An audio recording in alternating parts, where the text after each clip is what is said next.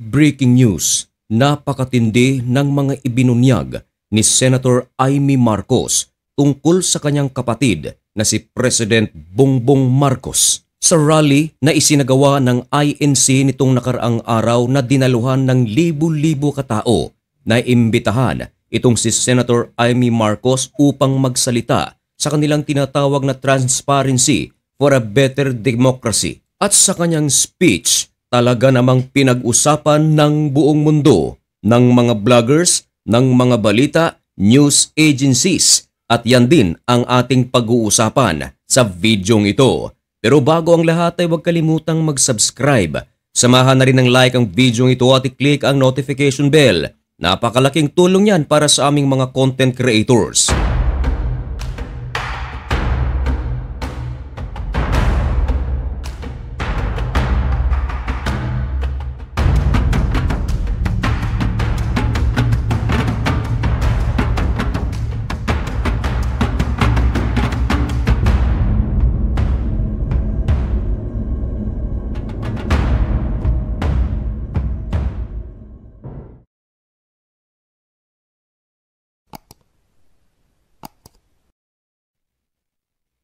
Maligayang pagbabalik mga kaibigan. Kumusta kayong lahat? Ngayon ay November 18, 2025 at nagbabaga at napakabagong balita ang ating ihahatid sa inyo.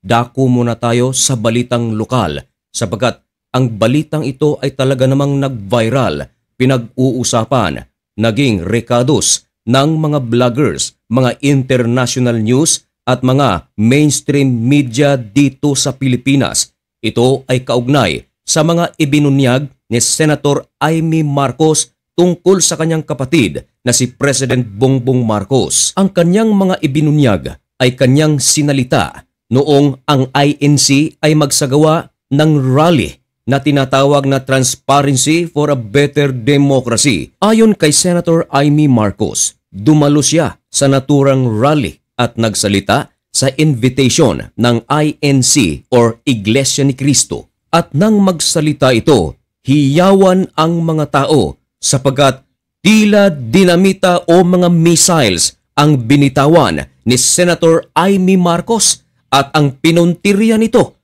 ang kanyang kapatid mismo na si President Bongbong Marcos. Huwag na tayong magpaligoy-ligoy pa. Tahasang sinabi ni Senator Amy Marcos na alam niya at ng kanyang pamilya na si BBM ay gumagamit ng DROGA.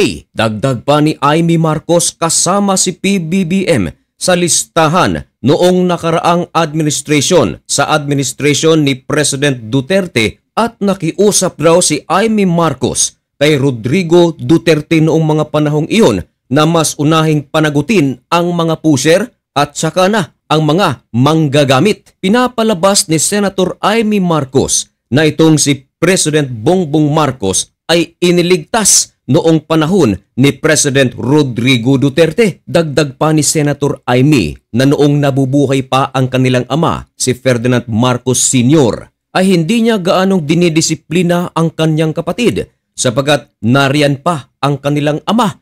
Ngayon, nawala na raw ang kanilang ama, hindi niya makayanan na ang kanyang kapatid ay mawala sa kanilang piling. Kakayanin daw ni Senator Amy Marcos na mawala sa posisyon si President Bongbong Marcos. Tinutukoy nito ang kanyang pagka-presidente at hindi niya kakayanin na si Bongbong Marcos ay mawala sa kanila.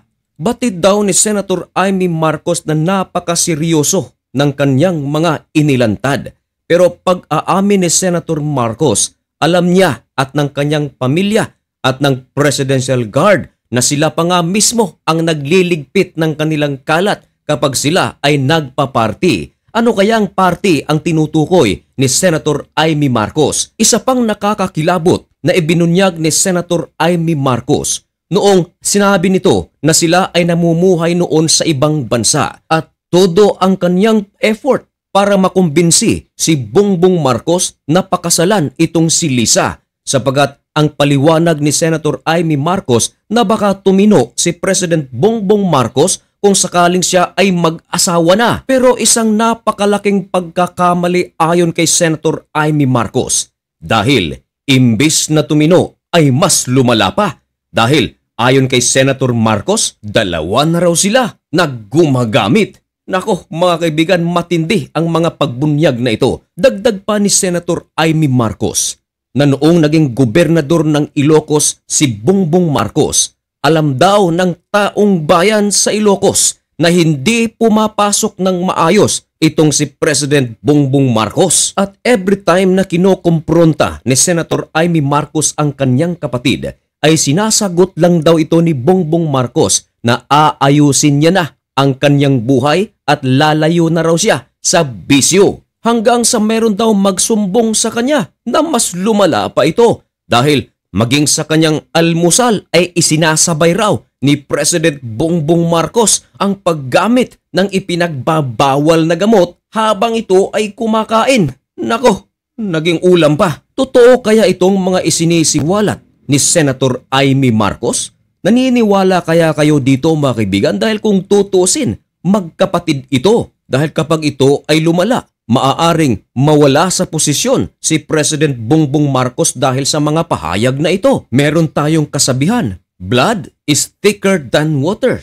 Pero bakit ganito ang mga sinasabi ni Senator Amy Marcos? Meron kaya siyang matinding galit sa kanyang kapatid? Sinabi pa ni Senator Amy Marcos na umuwi na tayo at mamahinga.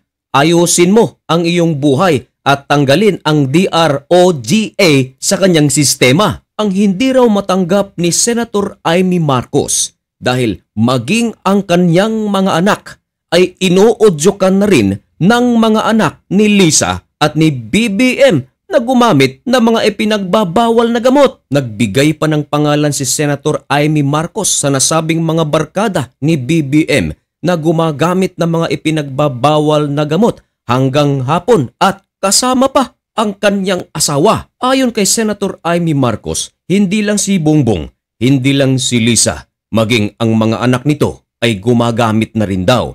Mga kaibigan, nais ko lang linawin na ang channel na ito ay walang kulay. Hindi ito maka-Duterte, hindi ito maka-Marcos.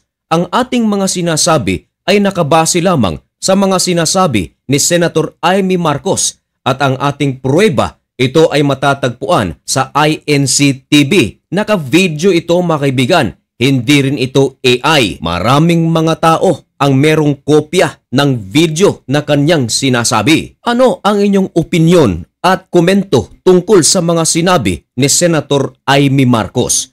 Totoo kaya ito o ito ay isang paninira? Wala pang mga pahayag si President Bongbong Marcos kaugnay sa mga ibinunyag ni Senator Amy Marcos. At kung ano ang kanyang mga reply sa mga sinabi ni Senator Marcos, yan ay isa sa ating mga tututukan dito lang sa channel na ito.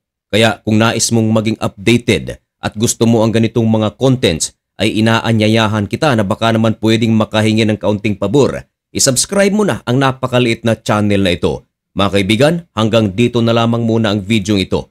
May God bless you and thank you so much for watching. Goodbye!